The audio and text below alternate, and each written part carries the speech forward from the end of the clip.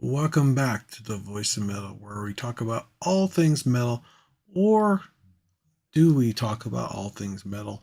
I guess what it boils down to is what I'm trying to get at is like I said before, and I'll say it again. My whole main focus on the channel is not just to talk about metal; it's about the people behind the music. So really, when I'm talking about we talk about all things metal, I'm talking about the people behind the music. So I think I might have to rephrase that because technically, those are the kinds of things that we'd like to know about some of the metal artists, to know that they're just like us and anybody else, that they're people just like anybody out there. They might have a little more money, they might not have as much money. I know that some musical artists do make a lot more money than others because they're bigger. So that can make play a factor in them as a person and their livelihood and stuff like that. Like, Dave Mustaine versus like say some of the smaller bands out there that are not as well known. Even Slayer's uh, guitarist, um, Kerry King, he is actually apparently in the market to sell his house or his mansion. And I got looking at the pictures and it didn't look that big. And it's actually up by realtor.com, which is kind of interesting. So you can go check it out. At least the article was. I don't know if they're actually listing it or not. I'm assuming that's probably the case. But for 4.3 million, I think that's a little bit less than what let's see, what's his name? I know it. Cliff Burton. Cliff Burton was trying to sell his mansion a while back for god awful amounts of money. I forgot, 12 to 13 million dollars, I think. Which was really, you could tell that one's a really big house. But his more modern day house, which actually is very beautiful, very elegant, and I really like the architecture. It's more a modern design, and that's the kind of the things is, where do some of the rock musicians live? Just kind of like famous movie stars. The musicians themselves got to have a place to stay. Some of them maybe have a little apartment if they're a smaller band, or maybe they have a house. It's rather interesting, just like anything else. It's like what kind of pets do they have, what kind of animals they have in their life, who inspired them to play the music that they do. Those are the types of things that I'm talking about. Those are the things that my whole premise is about. But anyway, let's get back to the actual mansion.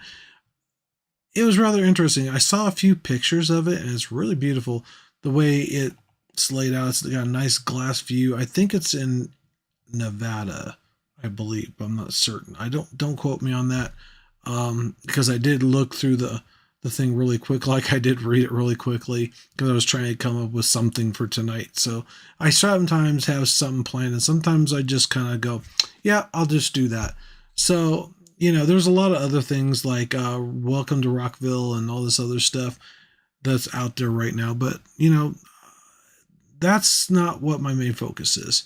But I will mention it. I will talk about a little bit like the music and this, that, and the other, because I think that's important too.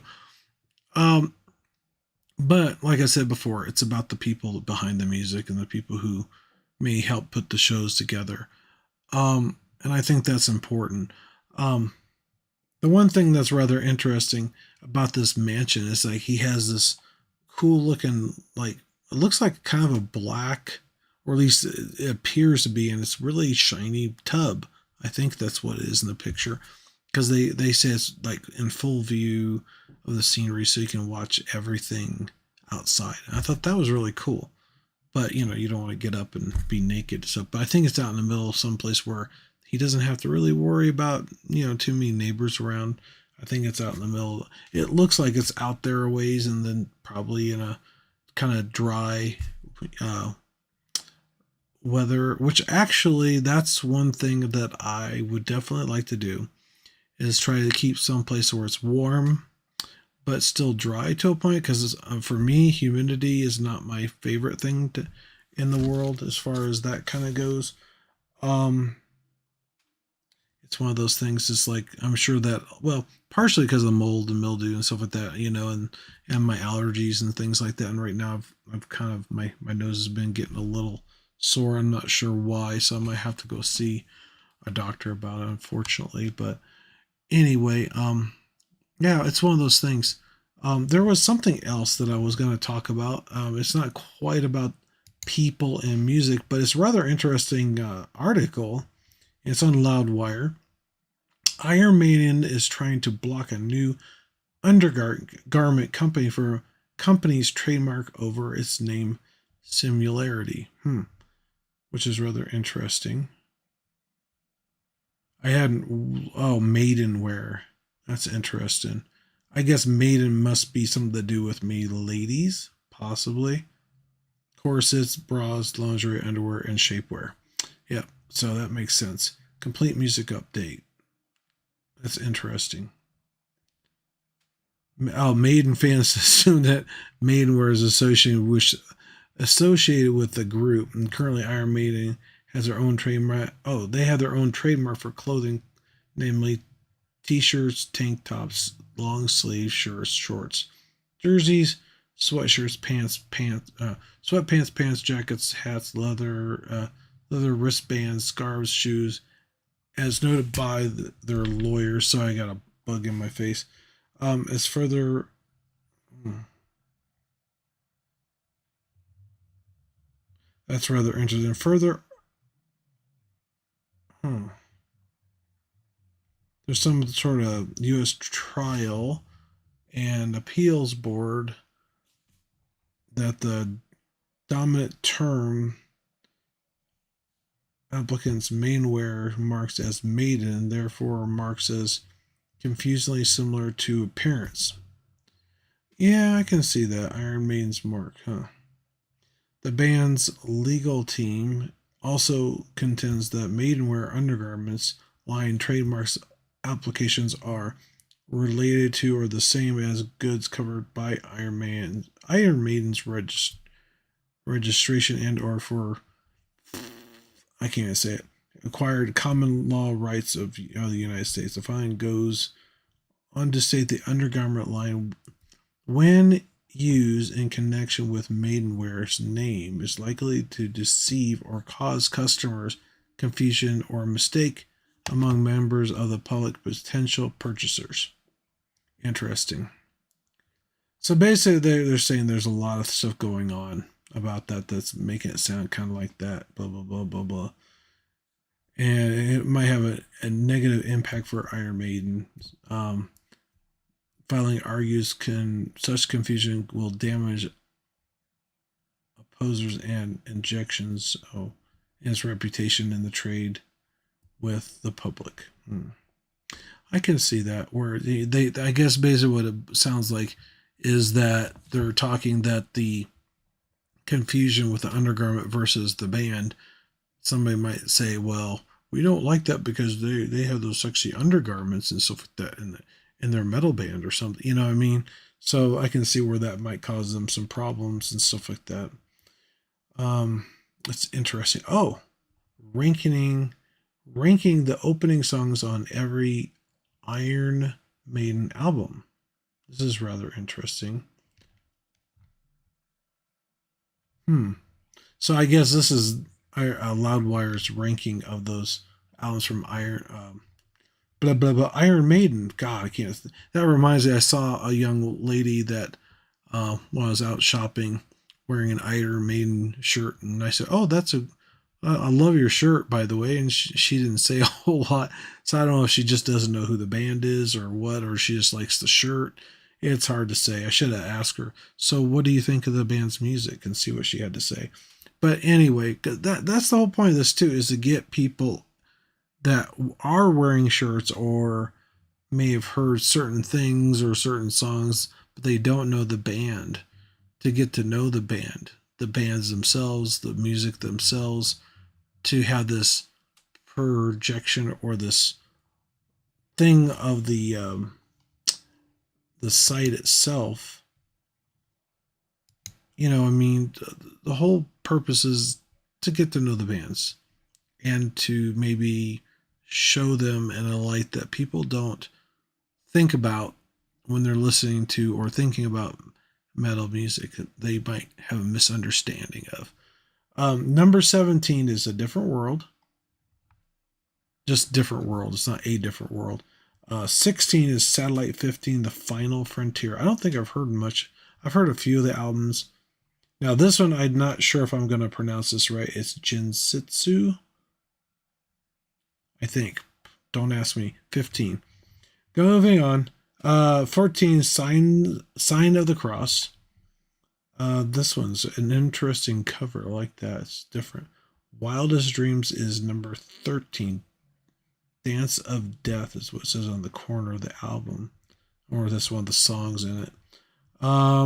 Iron Maiden's Virtual. Oh, that's interesting. It's a virtual reality. Future Real. I never heard that one before. I have to listen to some of the songs. It must be about virtual reality, probably. Iron Maiden's. See, on the bottom of the album, it has one thing. It says Tailgunner. That's the songs from the album. It's No Prayer for the Dying. Invaders, number 10. The Number of the Beast. In the album Killers, the number 9 is Ideas of March. The Brave New World, The Wickeder Man is number 8. Somewhere in Time, number 7 is Caught Somewhere in Time. Interesting. The Book of Souls. I like the cover of this one. It's really cool. The Eternal Should Fail. Oh, If Eternity Should Fail, number 6. Prowl is number 5. It doesn't have a name for the album on here. Fear of the Dark, Quick or Be Dead, number 4. Where Eagles Dare. I've heard this one before a lot. I know that one's really weird. Peace of Mind is the album number 3. Moonchild, number 2 is the 7th son of the 7th son. Okay. This one I can't read very well. Power Slave, I think is what it's called. Number Aces High. This is definitely number 1. Got to be Aces High because I definitely know that one really well, along with a few other Iron Maiden songs. Ranking the closing songs of every Iron Maiden album. Oh, okay. So Mother Russia, number 17, is In Prayer of the Dying. The Unbeliever is number 16. The Dance with the Death is a Journeyman for 15. That's the closing song. The Matter of Life and Death is Legacy. Brave New World, The Thin Line Between Love and Hate. Hell on Earth. That's the one I couldn't pronounce, or ninjutsu or sin, whatever. Just I'll have to. Somebody's gonna have to help me out with that one. I wish I could do a video thing without. Maybe somebody will do that later on when I'm doing an interview. Number 12. Is there anybody on here watching? No, I guess not. Okay, I just checking to make sure. Because every once in a while I have people watching at the same time. I've got the virtual. It's the Cosmo oh god. Never mind. I'm gonna skip that one. Number 11. Alexander the Great. I'll have to look that one up. Is number 10. When the wild winds blow, number 9 is The Final Frontier. And this is the Book of Souls, The Empire of the Clouds. Iron Maiden. Number 7. So that's the end of the song. So it must be self-titled album is what the one I didn't see a name for. Peace of Mind is number 6 is Dune. To Tame a Land. Fear of the Dark is Fear of the Dark, number 5. Drifter in the Killers album is number 4. Now, I think these are all in order because of when they came out, I'm assuming. Is what I don't know the order that they came out in, unfortunately. Only the Good Die Young, number 3. Rim of the Ancient Martyr, okay. Number 2, and then Number of the Beast is Hallowed Be Thy Name. Now that one, number 1. I will say this much. That song itself, for the longest time, I didn't even realize was Iron Maiden's song because I had never heard it before until I heard on Machine Head's album, which is the one that's Blackened, I think is what it's in. and they did a cover by that song, and I have absolutely loved that song ever since. And all I gotta say, it has this very moving story. I think that might be a ballad too, like I was talking about before. Um, See, I'm still getting buffering. I hate this. I don't know. I'm gonna have to find some other way of making sure that I can stream a little bit better. I don't know. Um, it's rather interesting that um where was I at? Sorry, I lost track of what I was talking about. Basically, the song, I just like the way the words are, the way it talks about the story behind it. About, I guess it's this person that's basically in trouble with getting in trouble with something. He's in ancient times, and he's gonna be killed at the gallows, I guess is what it boils down to. Probably something he's committed to some sort of crime or something like that. It sounds like. But I really like that, and some of the other Machine Head songs are really good, just like all the others. Um, Through Sepultura and all these other bands, I've grown to love, and even some new ones, and even Obituaries new songs, and I love it. And even their new album, it's really great. Um, I don't know if I have a particular Obituary song I really like yet that stands out to me. I think one is the one that my friend actually likes. That one is really good. Chopped in Half, I think, is what it's called. Um, so I'll get more familiar with their music and their songs and the song titles. I've been trying to listen to more of that and some other ones, so that way I know it better. Um, it's rather interesting. Anyway, I will end it for tonight. I guess I don't have any live streamers unless there was somebody here and they kind of left because I didn't see them because I was reading an article. I should have it over to the right here. Um, but yeah, I just want to say, and I want to reach out to each and every one of you. I do appreciate all the newer people that have subscribed. I think I had one person that unsubscribed, which is fine. But the people that have subscribed recently, I do appreciate it because it's growing more.